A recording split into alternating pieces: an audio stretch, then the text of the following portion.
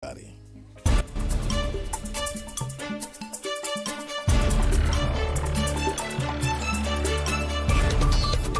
Toute l'actu sur King FM. Katingaï. Bonjour à tous. La plateforme Arlinubok se joint à la coalition des travailleurs du Sénégal pour une marche sur l'avenue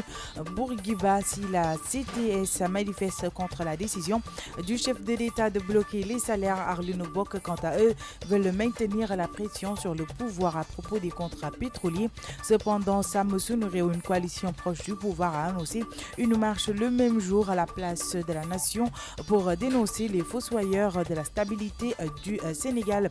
Bahoum, DG de l'ADI, a annoncé que le gouvernement prévoit une diminution concernant le coût d'Internet au Sénégal avec la mise sur le marché d'ici 2 ans de 100 autres gigabits sur les 172 déjà dans la bande passante internationale. 238 kg de cocaïne a été saisie par la douane sénégalaise ce mercredi. La saisie a eu lieu au Mall 1 du port de Dakar vers 2 h du matin. La drogue a été cachée à bord de 4 véhicules dans un lot de 24 Renault 9 sur un bateau venant du port de Paranaga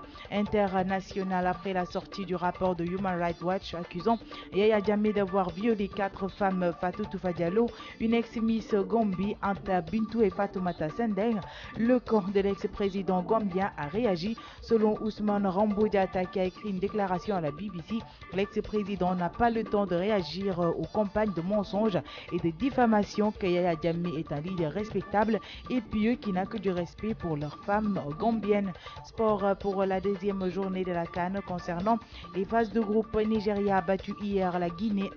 1-0. Un match nul s'en est suivi entre l'Ouganda et le Zimbabwe. 1 but partout et l'Égypte s'est imposée face à la RDC 2-0. Pour les matchs de ce jeudi 27 juin, Madagascar jouera contre le Burundi à 14h30. Le Sénégal fera face à l'Algérie à partir de 17h et le Kenya affrontera la Tanzanie à partir de 20h. Pour mettre un terme à ce flash, nous vous proposons d'écouter la chanson La haine de Youssou N'Dour dédiée à l'équipe nationale.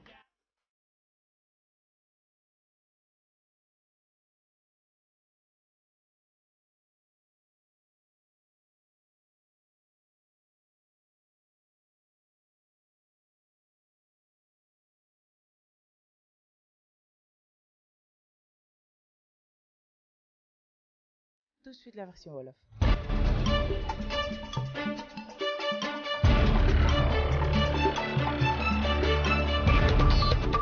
Yéen a ngi déglu King FM ci 99.4. mbokk yi dalee nag jàmm ci seen tënkum xibaar ñu tàmbali ko ak plateforme bi li di aar li nu bokk nag daal dinañu booloo ak coalition des travailleurs du Sénégal ngir amal ab marche ci avenue Bourguiba ba tax na rek waa CTS ñoom nag li tax ñuy manifester moom mooy jëm ci décision bi nga xamante ne chef de l'État bi daal dina koy jël rek ngir daal di bloquer salaire yi. aar li nu bokk nag ñoom li tax ñu bëgg rek daal di manifester moom moo di gën a tekk pression ñi nga xamante ne ñoom ñoo di pouvoir bi jëm rek ci lii di contrat pétrolier yi. donte rek ci wet ga sàmm sunu réew nekk ab coalition gu jekk bu jege bu baax a baax pouvoir bi nag di xamle ne ñoom it ca aljuma ji dinañ amal ñoom it ab marche foofu la ca place de la nation ngir rek daal di dénoncer ñi nga xamante ne rek ñoom ñoo bëgg a yàq dal li nga xamante ne moom la ñu nemmeeku file ci Sénégal. ñu waxtaanee leneen baaxum nekk DG bu laaj yi nag daal dinañ xamle ni gouvernement bi jamono ji li ñu bëgg moom moo di wàññi njëgum internet bi file ci Sénégal fileek ñaari at nag la ñu daal di bëgg amal li ni mel daal di dolliwaat lu tolloog téeméeri gigabit ci li nga xamante ne moom moo di téeméer ak juróom-ñaar fukk ak ñaar yi nga xamante ne jot nañu ko am ci bande passante internationale. ñaari téeméer ak fanweer ak juróom-ñetti kilogramme cocaïne nag lañu daal di teg loxo ñooñee ñi ko def ñoom ñoo di douane sénégalaise bi nit ki démb loolee ma nga am ci amee ca Mall 1 bu port bu Dakar nit ki ñaari waxtu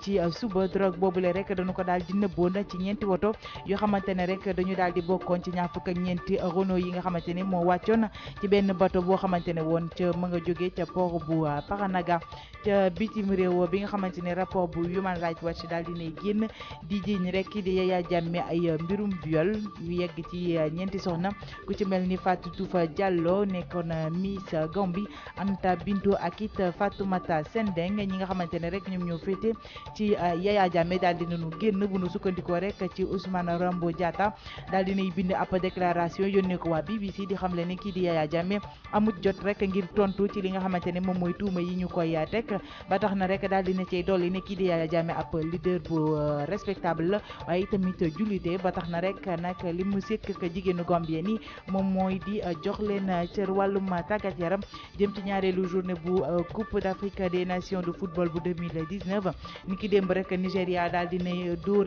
Guinée benn bal ci dara ab match nul nag moo ca topp dox ca diggante Uganda ak Zimbabwe ku ci nekk daal di dugal benn bal Égypte nag daal di wane boppam ca kanamu RDC daal di koy dóor ñaari bal ci dara match yi nar a am tey jii nag Madagascar dina daal di jàkkaarloog Burundi ni ki ñaari waxtu ci ngoon Sénégal wala jàkkaarloog Algérie ni ki juróomi waxtu ci ngoon Kenya nag moo nar a tëj journée bi dina daal di dajeek Tanzanie ni ki juróom-ñetti waxtu ci ngoon ñu jeexalee tënkum xibaar yi ak woy bile di Lion bu Youssou Ndour nga xamante ne ab woy boo xamante ne rek du ko daal di génne dajeel ko ñi nga xamante ne ñoom ñoo di équipe nationale bu Sénégal.